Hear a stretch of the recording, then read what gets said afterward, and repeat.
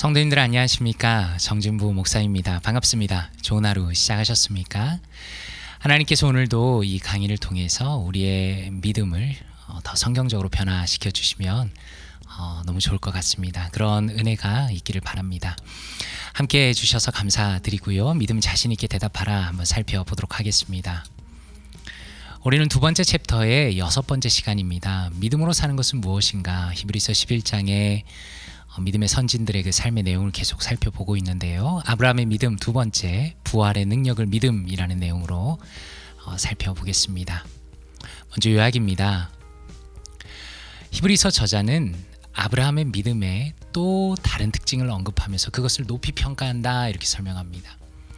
그것은 아브라함이 시험을 받을 때의 믿음으로 이삭을 드린 것이다 라고 말씀합니다. 그리고 아브라함은 하나님께서 능히 이삭을 죽은 자 가운데서 살리실 줄로 생각하였다라고 히브리서 11장 17절에서 19절 말씀을 인용하면서 스프롤 목사님이 정리하고 있습니다.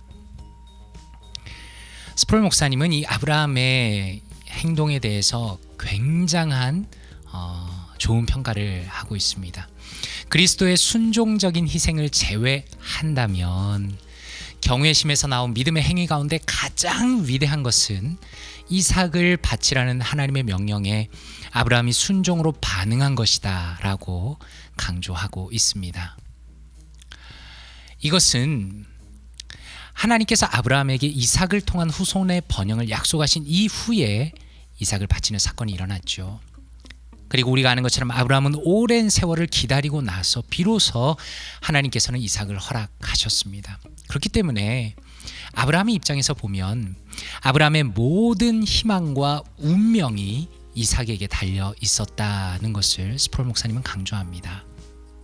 그럼에도 불구하고 어떻습니까? 하나님께서는 이삭을 번제로 드리라고 명령하셨죠. 아브라함이 이렇게 이삭에게 말하긴 했습니다. 번제할 어린 양은 하나님이 자기를 위하여 친히 준비하시리라 라고 말하였지만 스프롤 목사님은 아브라함 역시 속으로는 몹시 두려워하고 있었을 것이다 라고 말씀하고 있습니다. 아브라함은 어떻습니까? 하나님의 명령에 대해서 그 명령을 받고 자신의 상황에 대해서 매우 의아하게 생각했을 것이 틀림없다 이렇게 말씀합니다. 그러나 아브라함은 하나님께서 다시 이삭을 살리실 것이라고 믿고 그분을 신뢰했다 이렇게 말씀하고 있습니다. 아브라함은 어떻습니까? 하나님께서 지시하신 산에 도착했죠. 제단을 만들었습니다. 그리고 이삭을 묶었습니다. 그리고 칼로 이삭을 실제로 죽이려는 그 순간에 하나님께서 개입하셨습니다. 그리고 하나님께서 이제야 아브라함이 하나님을 경외하는 줄 아노라 라고 말씀하셨습니다. 이것은 절대적인 믿음을 보여주는 이야기이다. 여호와를 향한 절대적인 믿음을 보여주는 이야기이다. 이렇게 설명하고요. 이러한 믿음을 뛰어넘는 것은 오직 그리스도 자신의 믿음밖에 없다라고 아브라함의 믿음의 그 놀라움에 대해서 이렇게 평가하고 있습니다. 제간의 한마디입니다. 이 대목을 읽다 보면 마치 아브라함이 자신 있게 아들아 아무 걱정 말거나 산에 도착하면 하나님께서 우리에게 어린 양을 주실 것이다 라고 경건한 믿음을 자랑이라도 한 것처럼 느껴진다. 그러나 그렇지 않다. 아브라함은 속으로 몹시 두려워하고 있었다. 그는 하나님은 어떻게 내게 이런 일을 명령하셨을까? 어떻게 이런 시간에 이런 장소에서 그런 일을 하게 하신단 말인가라고 의아해 했을 것이 틀림없다. 그러나 그는 자신이 이삭을 죽이면 하나님께서 그를 다시 살리실 것이라 믿고 그분을 신뢰했다라고 스프롤 목사님은 설명하고 있습니다. 굉장히 중요한 부분이죠. 하나님께서 명령하신 것을 가지고 아브라함이 그것을 받고 하나님이 그 명령을 순종했을 때에 심지어 이삭조차도 살리실 것이라는 그러한 여호와에 대한 절대적인 믿음과 신뢰를 가지고 하나님의 명령에 순종했다라는 것을 강조하고 있는 것입니다. 그렇다면 말씀으로 바라보기입니다. 오늘 말씀에 그 원래 스토리가 들어있는 창세기 22장 말씀입니다. 한번 읽어보겠습니다. 사자가 이르시되 그 아이에게 내 손을 대지 말라. 그에게 아무 일도 하지 말라. 내가 내 아들 내 독자까지도 내게 아끼지 아니하였으니 내가 이제야 내가 하나님을 경외하는 줄 아노라. Do not lay a hand on the boy, he said. Do not do anything to him. Now I know that you fear God, because you have not withheld from me your son, your only son. 이 부분에 대해서 두 군데에서 스터디 바이블을 가져왔습니다. 하나는 NIV Biblical Theological Study 바이블입니다. 한번 읽어보고 그 내용을 살펴보겠습니다. God intervenes because Abraham has shown through his obedience how much he reverenced God. Previously, God reckoned Abraham righteous on the basis of his faith. The same faith is now made evident by what Abraham does. 이렇게 설명합니다. 무슨 뜻입니까? 아브라함이 그가 얼마나 여호와를 경외하는지 그의 순종을 보여주었기 때문에 이삭을 실제로 거의 죽이려고 했죠. 하나님께서 개입을 하셨습니다. 이전에는 어떻습니까? 하나님께서 아브라함을 처음 만나셨을 때 그때는 그의 믿음을 근거로 아브라함을 의롭다고 여기셨습니다. 그리고 바로 그 동일한 믿음이 지금 아브라함의 행동을 통해서 명백해졌습니다 라고 설명합니다. 아브라함이 이삭을 죽이려고 했던 그 행동을 통해서 그가 의롭다 여김을 받은 것은 절대로 아닙니다. 그가 의롭다 여김을 받은 것은 하나님을 믿었을 때 그는 하나님께 의로운 사람이 되었습니다. 그러나 그 동일한 믿음이 지금 아브라함의 행동을 통해서 나타나고 있다라고 설명하고 있는 것입니다. 이 부분에 가지고 있는 의미에 대해서 Gospel Transformation 바이블을 통해서 한 번 더 살펴보겠습니다. Not only is this a marvelous account of the mercy of God in keeping His promises to His people, it is also a striking foreshadowing of another substitutionary death centuries later. Abraham was called to sacrifice his one and only son, but was spared from finally going through with his horrific act. God himself, however, sacrificed his one and only son without sparing him. Christ himself is the substitute sacrifice for all who would renounce their own moral record and look in trusting faith to him. 이렇게 말씀합니다. 이런 뜻이죠. 이 사건은 아브라함이 이삭을 죽이려고 했던 이 사건은 그의 백성들에게 약속하신 것을 지키시는 하나님의 자비에 대한 놀라운 기록일 뿐만 아니라 수세기 후에 또 다른 대속적인 죽음을 예고하는 놀라운 예표이기도 합니다. 아브라함은 어떻습니까? 자신의 독생자를 바치라고 하나님의 명령을 통해 요구받았죠. 그런데 어떻습니까? 그러한 끔찍한 행동을 마지막에 하지 않게 되었습니다. 하나님께서 아브라함을 막으셨죠. 그러나 하나님 자신은 어떠십니까? 그의 독생자를 아끼시지 않고 희생하셨습니다. 그리스도 자신이 스스로의 도덕적인 자랑을 포기하고 신뢰하는 믿음으로 예수님을 바라보는 모든 사람을 위한 대속 제물이 되십니다. 이렇게 말씀합니다. 다시 말해서 예수 그리스도께서 이삭을 통해서 예수님을 볼 수 있다라는 것이죠. 하나님께서는 아브라함에 명령하셨지만 결국 아브라함이 그렇게 하지 않도록 막으셨습니다. 그러나 하나님께서는 스스로 자신의 아들을 우리를 위해 내어주셨고 예수 그리스도께서는 자신의 도덕적인 탁월함을 자랑하지 않고 그것을 포기하고 오직 예수님을 믿음으로 바라보는 모든 사람을 위한 대속 제물이 되어주십니다 라고 아주 중요하게 설명하고 있습니다. 다시 말해서 구약의 한 사건을 통해서 구속사적으로 가장 중요한 그 사건을 통해서 예수 그리스도를 볼 수 있다라는 것이죠. 또 한 구절 말씀을 보려고 합니다. 히브리서 11장 19절 말씀입니다. 오늘 본문이 되는 말씀이죠. 그가 하나님이 능히 이삭을 죽은 자 가운데서 다시 살리실 줄로 생각한지라 비유컨대 그를 죽은 자 가운데서 도로 받은 것이니라 이렇게 말씀합니다. Abraham reasoned that God could raise the dead, and figuratively speaking, he did receive Isaac back from death. 이 부분에 대해서 NIV Biblical Theology Study Bible은 이렇게 설명합니다. God could even raise the dead.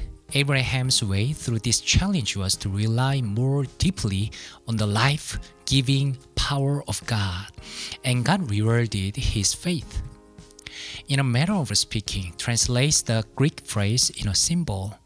Abraham received Isaac back from near death, foreshadowing Jesus' resurrection from the real death he suffered for us. 이렇게 설명합니다. 무슨 뜻입니까?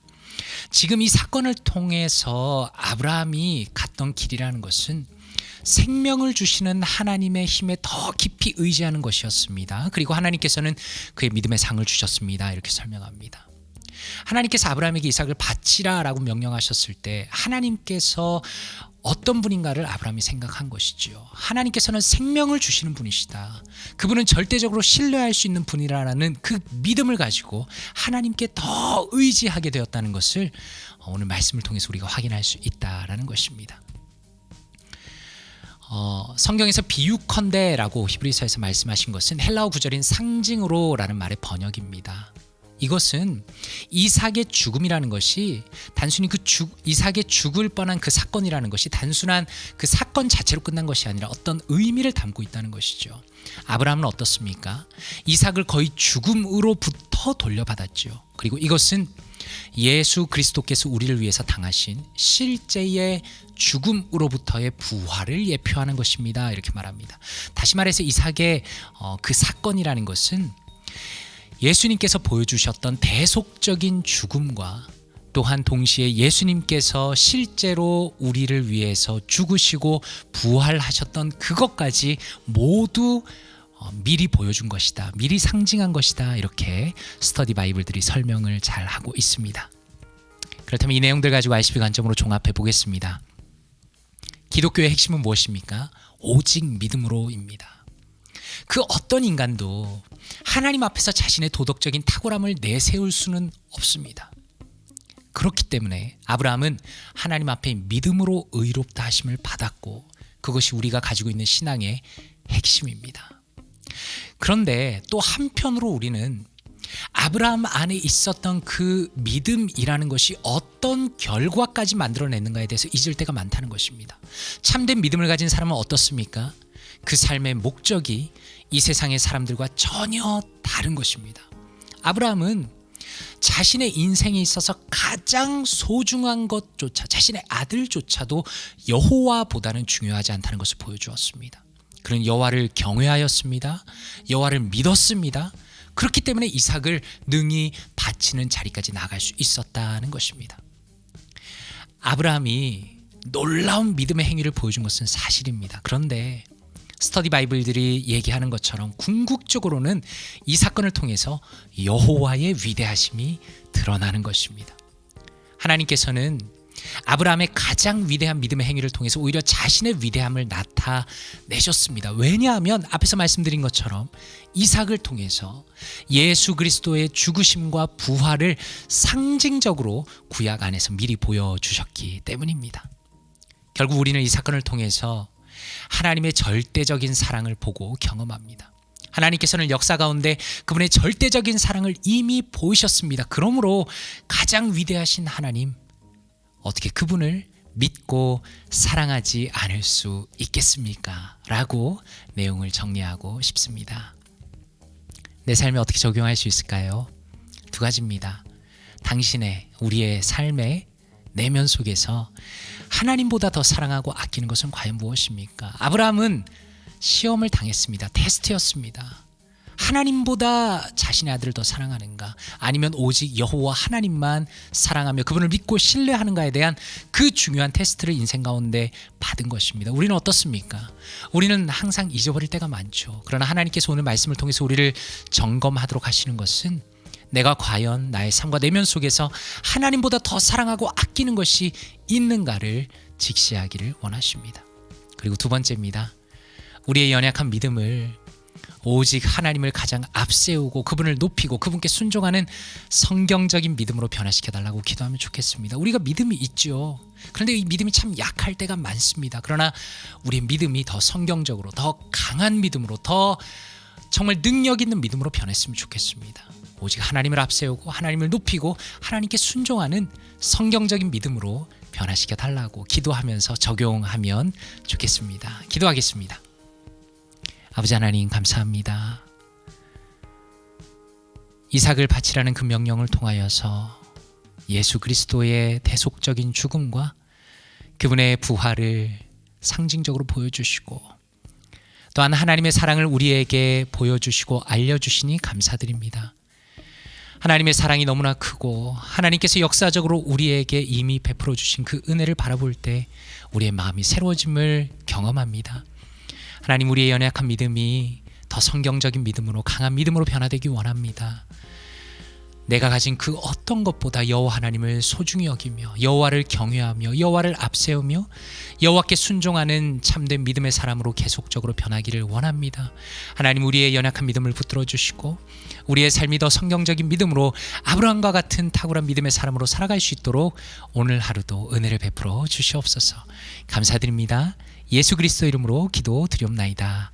아멘.